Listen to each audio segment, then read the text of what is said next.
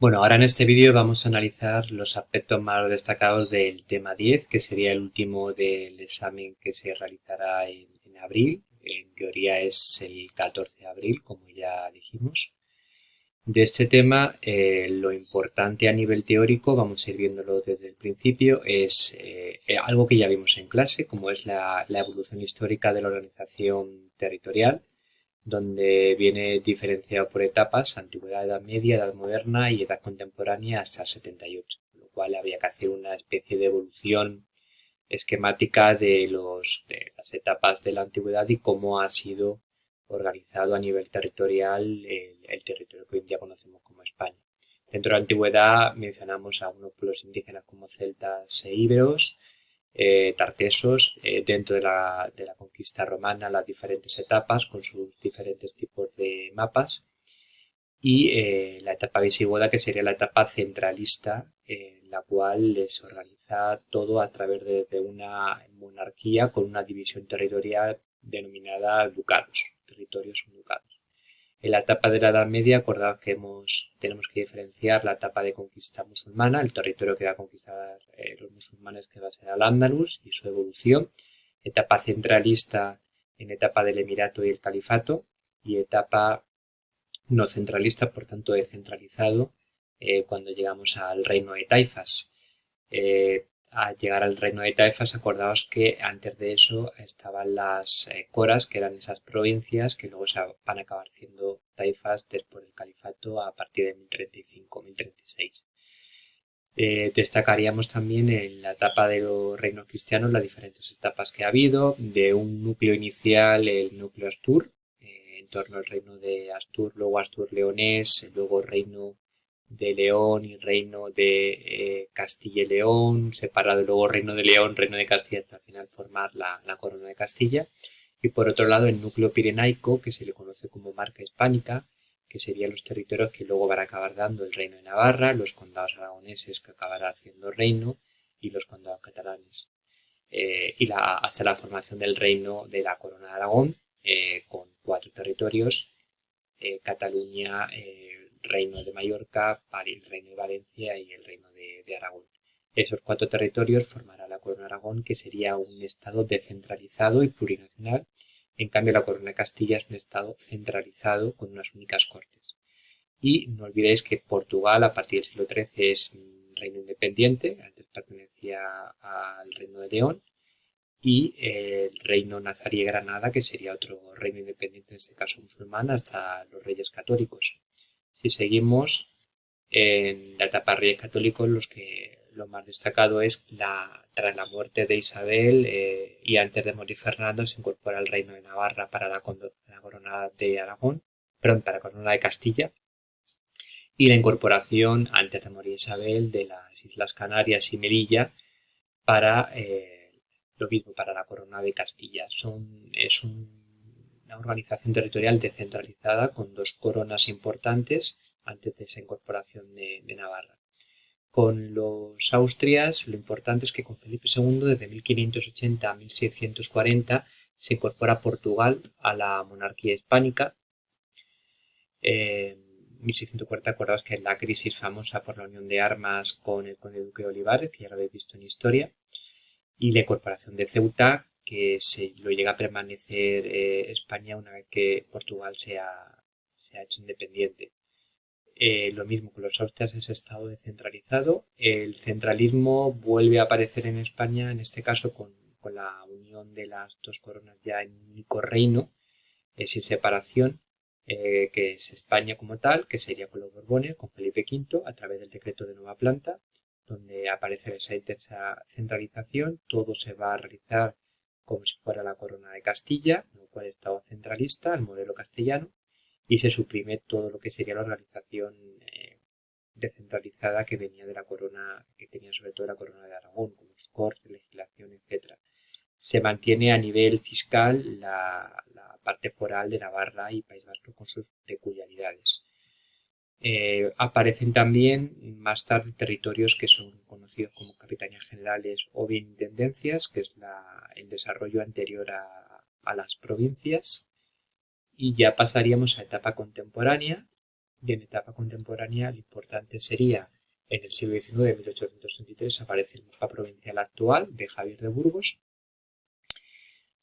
con 49 provincias. Lo que se va a hacer es agregar una más con Canarias. Canarias antes era una única provincia y ahora se va a dividir en dos, con lo cual tenemos las 50 provincias. Recordar que Ceuta y Melilla no son provincias, van a ser ciudades autónomas, pero hasta 1995. Y dentro del siglo XIX, destacar importante que sería en la etapa de la Primera República el concepto de división regional, que nos lleva a una especie de proyecto de Estado federal que no va a salir, que sería el cantonalismo, y el concepto de región, ¿no? Ese espacio dotado de unidad por sus características físicas y su pasado histórico. Es importante el concepto de región, que lo recordemos.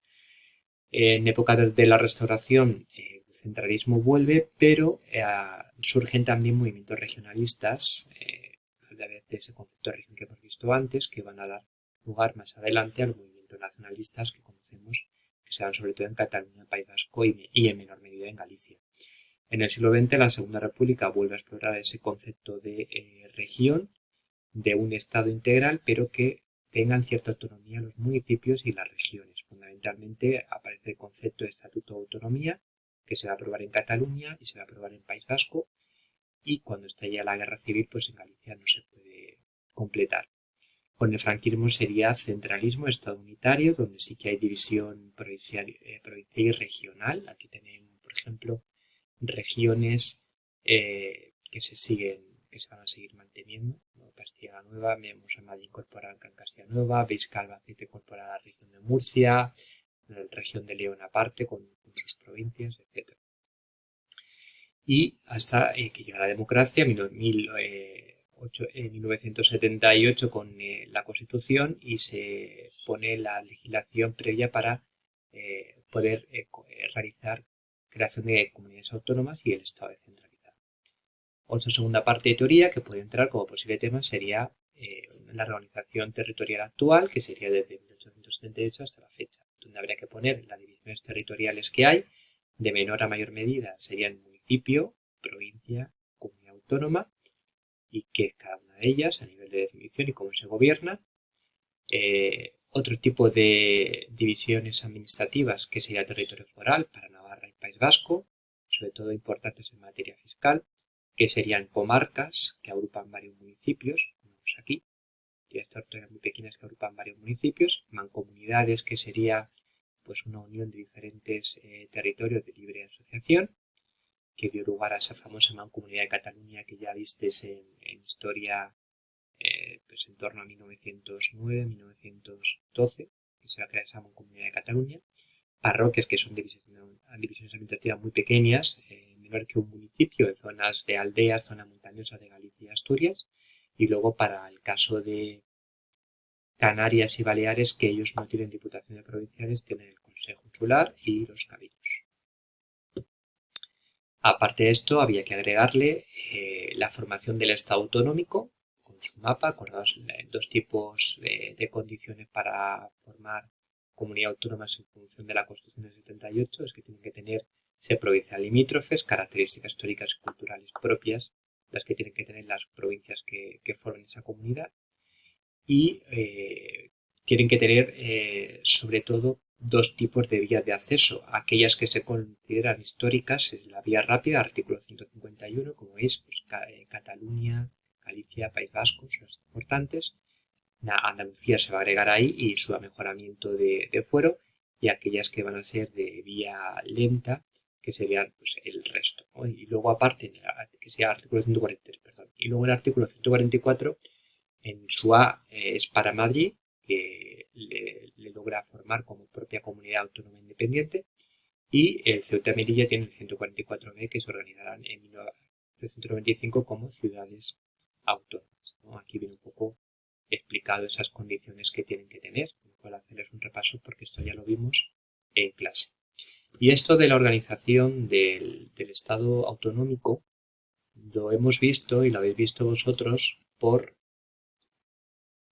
diversos resúmenes que os he ido haciendo. Aquí tenéis el de la organización territorial actual, donde pues os he puesto lo importante que acabamos de ver ahora mismo, la formación de ese estado autonómico, con los artículos y sus vías, los rasgos que tienen que tener las autonomías, su estatuto de autonomía, lo que pueden ejercer, lo que no pueden ejercer, las instituciones que tiene y a nivel de financiación a las que son de régimen foral, País Vasco y Navarra, que tienen un convenio, un concierto propio, recaudan todo y ellos pactan con el Estado lo que le tienen que dar, y los que es de régimen común, que es el resto, tienen una financiación que lo importante sería que el 50% del IVA y del IRPF se reparten Estado o Hacienda y comunidad autónoma, y luego se quedan con el 58% de los impuestos esenciales.